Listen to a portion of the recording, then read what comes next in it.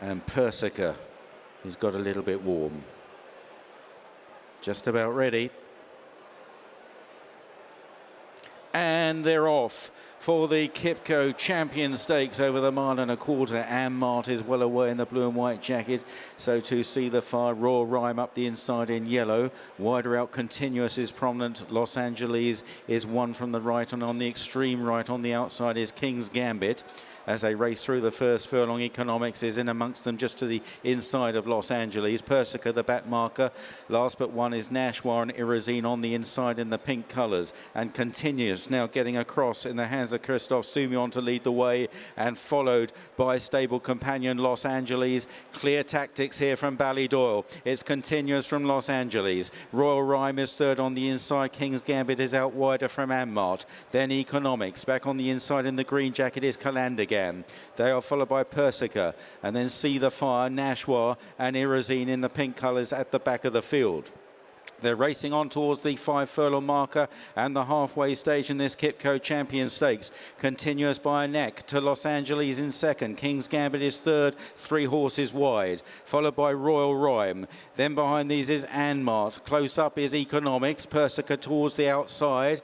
And then back towards the centre is See the Fire, just behind Anmaat. Calandagan forced to go right round the inside from stall 1. So too on the inside is Irazine. Nashwa and Persica at the back of the field. Continuous leads. Los Angeles is stoked along in second. King's Gambit is third. Then Royal Rhyme, followed by Anmaat. Economics is now being asked a question by Tom Marcon with the big white blaze. Calandagan's going to need a lot of luck on the inside. There's nowhere to go. And it's Continuous. Calandagan might get up the rail. Royal Rhyme is chasing. Here comes Economics and Persica down the wide outside, 4 in a line. Calandagan still trying to get a run. He might be good enough if he gets one. They race up towards the line. Royal Rhyme, Calandagan getting through far side. Economics, Anmaat is staying on. So too, See the Fire, Calandagan and Anmaat as they race to the line. And Anmaat is getting up for Shadwell to win the QIPCO Champion.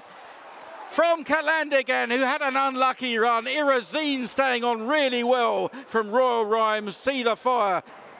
And you could hear a pin drop at Ascot on British Champions Day. Bubbles burst as Anmaat returns gloriously to form for Owen, Burrows, Jim Crowley and Shadwell. Sensationally beats Calandagan, who had to burrow his way through and was interrupted, but he got there to win, and then he was run down, amazingly, by Anmaat. You could hear the shock in commentator Simon Holt's voice. It was echoed around Ascot. Royal Rhyme has run a fine race on ground that he enjoyed. Nothing in the finish from Economics today. Calandagan, that run will be analysed and assessed. But he did burrow and weave, and he got there, only for Anmaat to claim him. Yeah, he's unlucky, the runner-up, because without having that troubled passage, he's going to put distance between himself and the rest at an earlier point of the race, and I think would have gone to but look at an the winner. unassailable lead. The winner would have been equally unlucky. He is caught in a pocket as well. I don't think his momentum was necessarily stopped in quite the same way, but yeah, I'm not so sure, Chris. I'm not so sure. He You want to watch the winner again. Yeah, he wasn't stopped. Well, I'll pitch it again. he wasn't stopped for as long, I don't think. But you're right. The runner-up has got there, and then he's being claimed. And this is a massive success for Owen Burrows, who has brought this horse back. He's had his issues, hasn't he, along the way, but it's a second Group 1 that he's managed to claim, and maybe he would have won anyway, but sort of just think, watching it through, that Calandagan, when his most potent weapon was about to be used, he was blocked. I'm pretty sure that this is Economics' track, this inner track at Ascot. He was a bit lit up to post. Look at him in the early stages, big white face. Almost run to me like it's a bridge too far this season, but he might have just half gone over the top. Yeah, maybe. It is much more testing ground than he's really proven on as well. It could be a few things, and he gets shuffled back a couple of places here so that he's not too wide.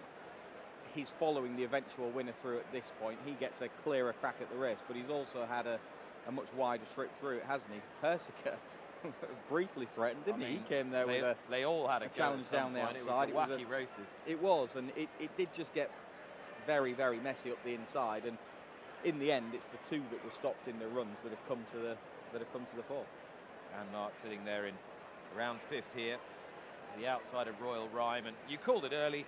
Potential lack of pace Ballydoyle just don't allow that to happen. Get on with it continuous and sit to his girth shotgun Ryan Moore on Los Angeles. In the end, neither was quick enough or good enough for a race like this.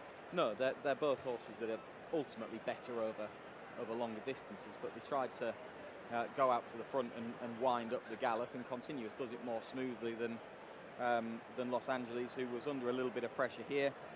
Big run from Royal Rhyme, who was in the perfect sort of stalking spot to have a shot at the race, but he's the one that, when it starts getting a bit tight here, really gets in the way of Calandagan. But as you said, the winner Anmaat is also stopped. I mean, he's shuffled right back there, isn't he, when he's still travelling. Now, we're hearing reports that Economics may well have broken a blood vessel again, as he did after the Dante Stakes when he won very impressively. And he just gives way inside that last half furlong. And Jim Crowley does incredibly well to get Anmaat out of there and up on the line. First Shadwell-owned winner of the Champion Stakes since it was run at Newmarket 2004, Hafford, and prior to that Naef. And there is Economics with Maureen Haggis out on the track, just wiping the blood from his nostril. And this is clearly an issue with this horse, and it is very difficult once they've done it not once but twice to master and to stay on top of. But they got him back from the Dante to win so impressively in the been managed absolutely fine. He's been managed brilliantly through the season, but it is a problem once it's happened, as you know, Chris, having had so many horses, that is more likely than not to recur.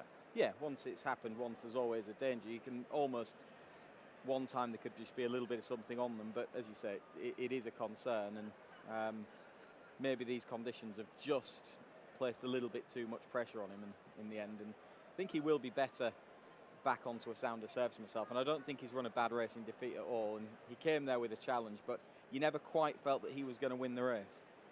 Yeah, that's a sight that we didn't want to see, but fingers crossed that they'll be able to get him back next season and show us what he's shown. Look here, look where the winner is here, with Los Angeles all over the front of him, Calandagan coming over the top of him, Calandagan getting the seam eventually between Continuous and Royal Rhyme, and Jim Crowley having to bide his time. He's done awfully well. He's nearly short of room again, because Economics nearly got in his way, didn't he? Good run from Irosine, boxing on late, the pink right silks. from the back.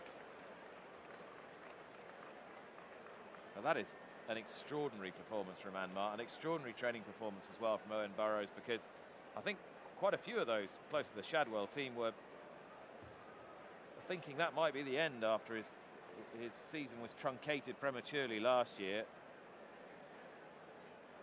And back he comes. So many great days for Jim Crowley in these silk sets. Once he got out, he was always getting there, wasn't he? Yeah. Yeah. He'd have been the unlucky loser. Neither winner nor runner-up enjoyed anything like a clear passage.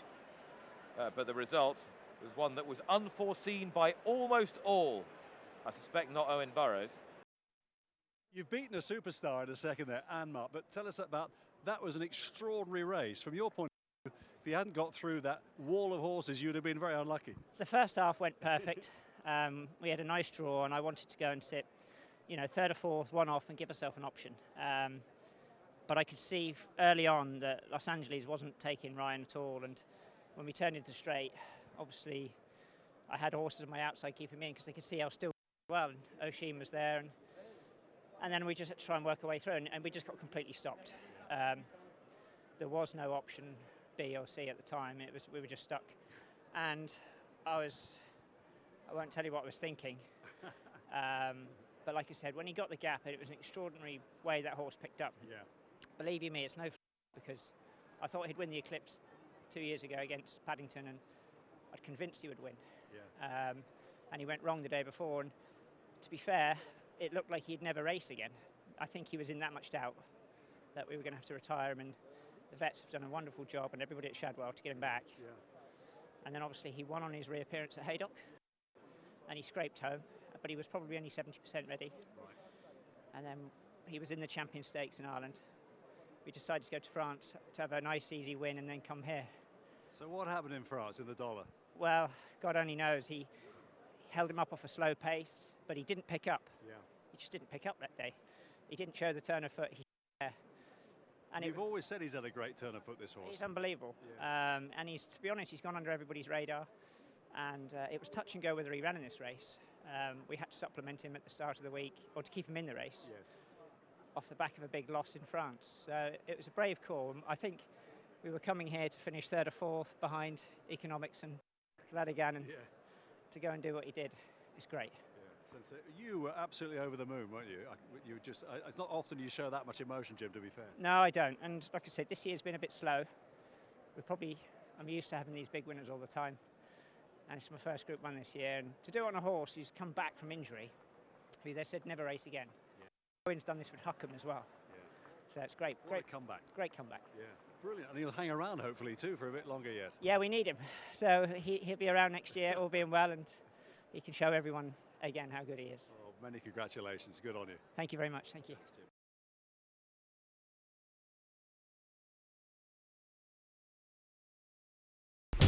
Watch live racing now on racingtv.com.